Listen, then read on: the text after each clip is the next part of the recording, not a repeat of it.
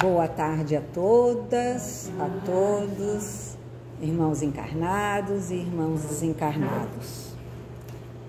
Bom, hoje nós vamos falar sobre Sócrates e Platão. E é interessante porque vocês podem dizer, né? Alguns, quem são esses? Outros, eu até acho que eram uns pensadores ou alguém lá do tempo antigo, né? Eu vi num filme a história, ou, melhor ainda, eu já li a introdução do Livro dos Espíritos e eu já sei que Sócrates e Platão eram pessoas, digamos, importantes. Mas o que será que eles têm em ligação com a doutrina dos espíritos, já que ambos foram pensadores, filósofos de 400 anos antes do Cristo. Quer dizer, não havia ainda o cristianismo, mas já haviam pensadores que têm uma ligação e uma relação direta com o Espiritismo, que nasceu há mais ou menos, vamos botar assim, 200 anos atrás. Há menos de 200 anos. Então, fica uma coisa assim, né? Como é que pode uma coisa tão nova, que é, de certa forma, o Espiritismo, ter uma ligação com pessoas que existiram antes do nosso Cristo? Pois eu vou explicar para vocês. Na introdução, nós temos assim: do fato de haver Jesus conhecido a seita dos essênios, fora errôneo concluir-se que a sua doutrina auriu-a ele dessa seita, e que se houvera vivido noutro meio, teria professado outros princípios. Os essênios, na verdade, eram um povo que tinha as suas crenças. Jesus, acredita-se ter convivido com eles, porém, Jesus não aprendeu com eles, mas também os ensinou o caminho do amor, que ele veio mostrar a todos nós.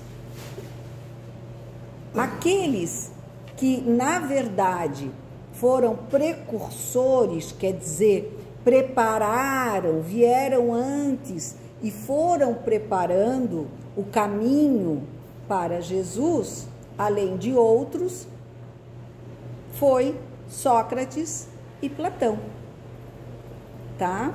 Então, quem foi Sócrates?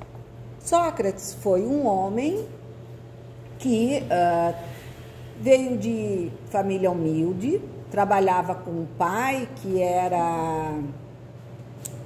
Como é que é o nome daquilo? Não, fazia estatuetas, me fugiu o nome agora, né? E a mãe era parteira. Então, pessoas simples. Mas Sócrates já era uma pessoa iluminada, com um saber que já ultrapassava a muitos do seu próprio tempo. E isso chamava a atenção. Mas ele, humildemente, ficou e trabalhou com o pai até o dia em que o pai resolveu se aposentar. E aí sim, com a aposentadoria do pai, Sócrates então começa a desenvolver mais e a falar muito mais sobre os seus próprios pensamentos, no que ele acreditava. E ele acreditava justamente numa única inteligência que criava todos nós, e acreditava que todos nós éramos compostos de uma alma e de um corpo. Porém, naquele tempo, ainda a maioria dos habitantes eram pagãos, paganistas. Ou seja, não é unicamente aquele que não é batizado, como a gente fala hoje, né? Hoje em dia tem quem diga assim, tal criança não foi batizado, é pagão. E não tem nada a ver com o que é realmente o paganismo. O paganismo ou o politeísmo era a crença que se tinha naqueles anos, 400 anos antes de Jesus nascer, tá? Que fazia com que todas as pessoas acreditassem em muitos deuses. E principalmente os deuses da natureza. Para eles, cada coisa significava uma divindade. O sol era uma divindade. As florestas eram divindade. Os mares eram divindades. Então, para cada um, eles tinham um pedido, uma reza, uma conversa. Não havia só um único Deus. E estes eram chamados, então, de pagãos, porque seguiam o paganismo e o politeísmo. Politeísmo, então, eram aqueles que acreditavam em vários deuses, né? Mas Sócrates já estava querendo mudar a história, 400 anos antes de Jesus. E aí ele começou a falar sobre nós termos uma alma que anima o nosso corpo, que faz com que a gente também tenha emoções, sentimentos, que a gente tem que entender que se não estamos com tudo organizado, um e o outro, a alma e o corpo, sofrem. Então, certa vez, Sócrates, como o Cristo, nada escreveu. E ele não deixou nenhuma coisa escrita. Porque todos os grandes, como Jesus, como Sócrates, vieram e falaram. Quem registrou foram aqueles que se interessavam por aquelas palavras e queriam passá-las para frente. Sabe quando a gente recebe uma receita de bolo que alguém passa para a gente? Né? Olha, para fazer o bolo precisa disso, daquilo outro. Eu, pelo menos, já digo assim para a pessoa, pera, que eu tenho que anotar, porque senão eu vou esquecer. E as pessoas, os discípulos do Cristo, como de Sócrates, como de Buda, como de Krishna, todos esses que nasceram antes de Jesus, é que escreveram as receitas de vida que eles nos trouxeram. Então, da mesma forma, Sócrates não teve nada que ele mesmo escrevesse, até porque ele era de curtas palavras. Ele era direto. Sabe aquela pessoa que a gente diz que é sincero demais? Hoje eu ainda vinha falando sobre isso, o tal do sincericídio, né? Que é aquela pessoa que chega e se joga, né? Fala o que pensa e não está nem aí com as consequências. Exatamente. Sócrates, para o desgosto de muitos, ele dizia o que ele pensava, o que ele acreditava. E ele já acreditava na comunicação com um outro plano, com algo que era além do nosso corpo, que a vida não acabava com a morte do corpo. E isso revolucionou aquele tempo. E aí, o que começaram a dizer? Não, esse cara está influenciando muito mal a nossa juventude. Eles vão deixar de acreditar nos nossos deuses para acreditar nessa maluquice aí de corpo, alma, um Deus lá, uma coisa que criou todo mundo, um só Deus, imagina! Por causa disso, Sócrates então foi preso e condenado à morte. Mas ele tinha um discípulo, uma pessoa que seguia ele, que gostava e que escrevia tudo o que ele falava. Seu nome era Platão. E Platão, ao contrário de Sócrates, já tinha uma vida muito mais abastada, quer dizer, já tinha uma vida financeiramente bem melhor que a de Sócrates. E por isso foi até o cárcere, né, onde Sócrates estava preso, e ofereceu pagar a fiança dele, para que ele fosse solto. Mas Sócrates, que não tinha medo de nada, e nem da morte, porque ele já acreditava que a morte era só do corpo, ele disse: não, eu vou me defender, eu não fiz nada de errado, eu vou me defender.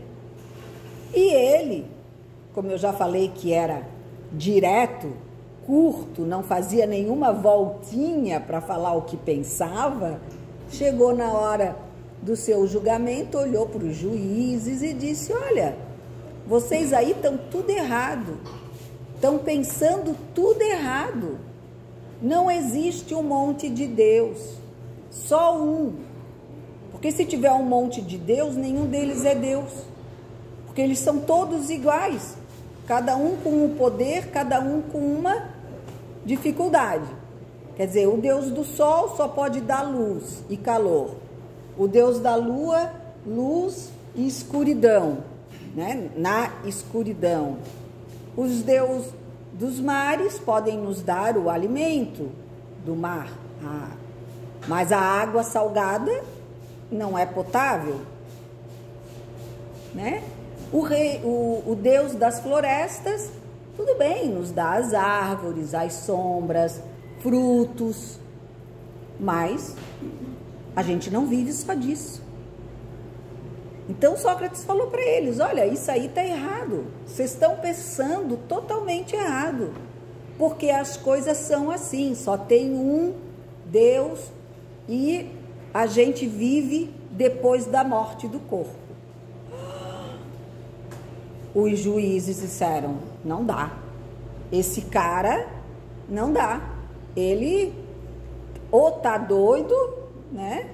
Ou ele está dizendo que nós somos todos burros e a gente não pode aceitar isso, porque nós somos os inteligentes, né? Imagina o filho de um, que agora me lembrei, escultor.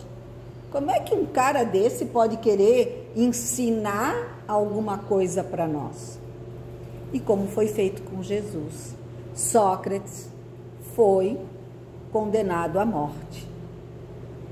E aí ele tomou, na época, era dado um veneno para que aquele que era acusado de morte beber e morrer por conta desse veneno. Ele tomou muito tranquilamente, porque ele sabia que o corpo ia ficar, mas a alma ia continuar vivendo, e partiu. E aí Platão é que nos deixou escrito muitos dos ensinamentos de Sócrates e também dos seus próprios pensamentos e desenvolvimentos dentro daquilo que Sócrates o ensinou, né? Por quê? Porque assim as pessoas, até o nascimento de Jesus, já começavam a se acostumar um pouco com essa ideia. Então era um grupinho aqui que conversava sobre essa história. Será que tem mesmo a alma? Será que a gente continua vivo depois da morte? Como será? E eles foram conversando, e essa historinha foi indo, até que nasceu Jesus. 400 anos se passaram em que alguns, ou na verdade, a maioria, principalmente os reis e os reinados, acreditavam em vários deuses, né? E eles faziam oferendas para cada um desses deuses, dependendo do pedido que eles tinham a fazer para eles. E já havia, então, alguns que já acreditavam numa força única. E aí, quando Jesus chegou e trouxe a sua boa nova, a sua história, o seu exemplo, o cristianismo nasceu. Ou seja, a compreensão de que realmente somos todos corpo e alma e que nascemos de um único Pai ou inteligência suprema chamada de Deus, e que só existe um Deus. Porque se tiver alguém melhor do que aquele que nós chamamos de Deus, esse Deus não é mais Deus. Passa a ser aquele que sabe mais. Não é lógico? Então, sendo assim, o verdadeiro é um e único.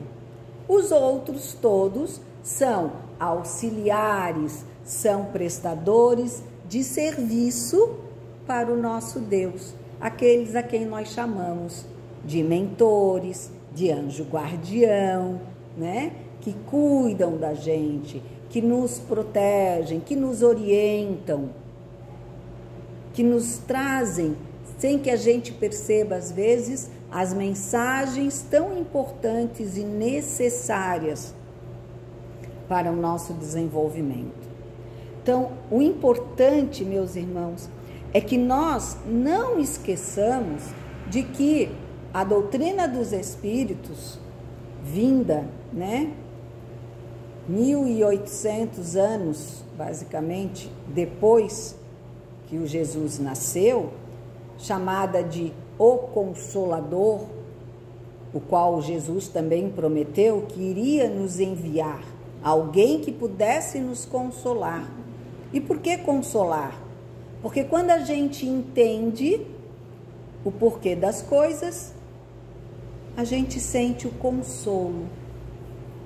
Por isso chamado Consolador, né? E essa ideia que o Espiritismo nos traz, ela justamente não nasceu hoje, não nasceu diretamente com Allan Kardec. Allan Kardec organizou essa doutrina até por causa das informações advindas do plano espiritual. Mas lembrem-se, desde sempre, porque até antes de Sócrates e Platão, que foram os que nós trouxemos como exemplo nessa tarde, também já se falava sobre o corpo, a alma e a ligação com o plano espiritual. Não foi uma criação dos homens, é uma criação, é uma realidade divina. Não se criou, apenas se organizou uma forma de nos mostrar, de nos explicar tudo aquilo que nós ainda não entendíamos. O Livro dos Espíritos, como o Livro dos Médiuns, o Evangelho segundo o Espiritismo, que não é diferente do Evangelho, dos Evangelhos, ele apenas é uma explicação de várias questões dos Evangelhos. Por isso que ele é segundo o Espiritismo, ou seja, segundo a interpretação dos irmãos mais experientes do plano espiritual, né? E aí a gente tem ainda Céu e Inferno e Gênesis. Todos esses livros, aqueles 5 livros que a gente sempre fala muito, né? O Pentateuco da doutrina espírita, eles nos trazem o quê? A explicação que então passa a nos consolar.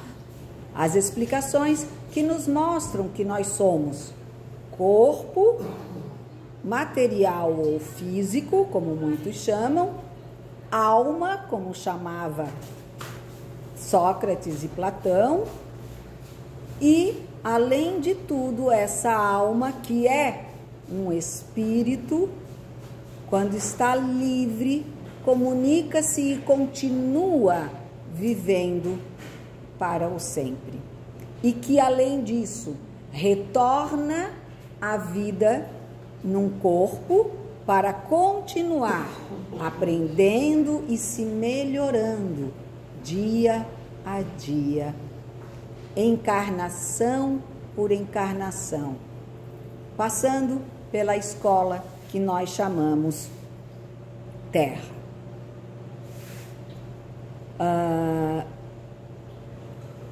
Do mesmo modo que Jesus, a quem os fariseus acusavam de estar corrompendo o povo com os ensinamentos que ele ministrava, também ele foi, o Sócrates, pelos fariseus do seu tempo, visto que sempre os ouve em todas as épocas, por clamar o dogma da unidade de Deus, da imortalidade da alma e da vida futura. Assim como a doutrina de Jesus, só a conhecemos pelo que escreveram seus discípulos.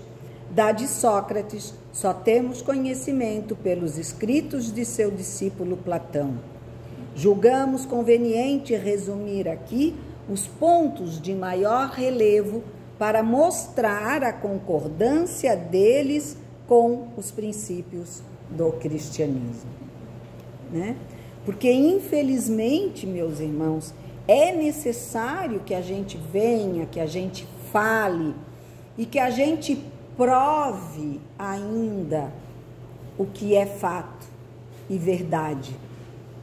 Porque a maioria de nós, e às vezes nós mesmos, mediante algumas situações em nossa vida, acabamos por duvidar de certas questões, né? Normalmente, quando está tudo bem, está tudo bom. Ah, Deus é bondoso, ah, graças a Deus e tal. Quando acontece um problema, muitos de nós o que fazem? Que Deus não existe. Se Deus existisse, eu não estaria passando por isso agora. Aí é que a gente se engana. Deus existe, Deus é único, Deus é amor, Deus é tudo de melhor que possa existir na nossa vida. É o Pai de todos nós, aquele que tem o amor, que nos perdoa todo o tempo das nossas faltas e nos diz: tudo bem, meu filho, vai e tenta de novo. É aquele que nos dá a toda a vida a oportunidade de aprender. Não tem problema, não deu dessa vez, vai lá, repete o ano que você vai conseguir. Só que nós ainda somos fraquinhos, então nós precisamos de provas. Então, as citações provarão que, se Sócrates e Platão pressentiram a ideia que viria do Cristo, a ideia cristã, em seus escritos, também se nos deparam os princípios fundamentais do Espiritismo. Quer dizer, eles já sabiam muito do que Kardec depois colocou em seus livros para que nós pudéssemos saber também, já que a gente não tinha a mesma inteligência de Sócrates, nem de Platão, e também a mesma inteligência e capacidade de Allan Kardec, como daqueles médiuns que receberam todas as instruções, né, do plano espiritual, mostrando a eles o caminho verdadeiro. As explicações que precisavam para entender essa nova forma de viver, de amar e de servir. Então, aqui está, através dos escritos dos discípulos de Jesus, né, que também não teceu sequer uma linha com as suas próprias mãos,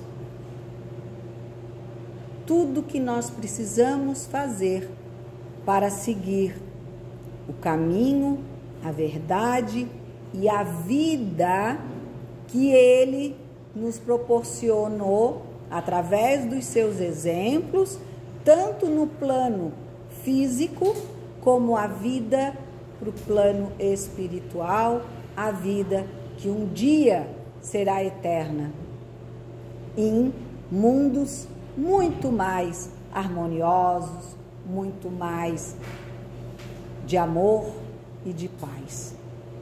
Então, que possamos nós compreender que nada vem do acaso, que tudo tem história. E quando a gente diz para as pessoas, leiam, compreendam, estudem ou participem de doutrinas, é uma maneira da gente dizer, venham e escutem, procurem compreender e tirem as suas próprias respostas.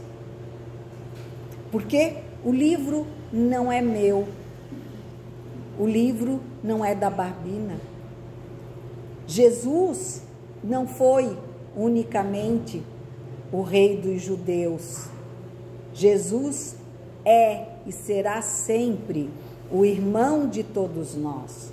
E ele é quem nos trouxe a boa nova, que significa o Evangelho, a sua vida, tudo que ele mostrou e ele nos falou. Esse caminho são os exemplos, essa verdade é tudo que ele mostrou. E essa vida não é única e simplesmente essa vida de trabalho, de luta, de dificuldades, de dores que nós passamos aqui. A vida que Jesus nos dá, ela é muito maior, muito melhor e eterna, que nós devemos, podemos e iremos conquistar. Então, eu espero que através desse curto tempo nós possamos realmente, com o exemplo de Sócrates e Platão, pessoas daquele seu tempo normais, como todos nós, acreditar como eles acreditavam. O homem é uma alma encarnada. Antes da sua encarnação, existia unida aos tipos primordiais das ideias do verdadeiro, do bem e do belo, porque Deus não vê feiura. Tudo é bom e é belo na sua criação. Separa-se deles, encarnando e recordando o seu passado, é mais ou menos atormentado pelo desejo de voltar a ele. Então, assim, a gente vem com esquecimento e às vezes com uma sensação de saudade, de algo que a gente não sabe o que é, mas é porque está esquecido, mas algo que com certeza a gente vivenciou e viu que é muito melhor do que aqui. E é para onde a gente deve pensar em voltar, mas voltar dignamente, após completar todo o nosso aprendizado nesse plano terreno. Que a graça de Deus, nosso Pai, o amor do nosso Mestre Jesus nos acompanhe, estejam conosco em nossos lares, que a bênção de Francisco de Assis também esteja sobre todos nós. Minha gratidão pela oportunidade de mais uma vez dividir com vocês esse aprendizado. Obrigada. Nós é que agradecemos.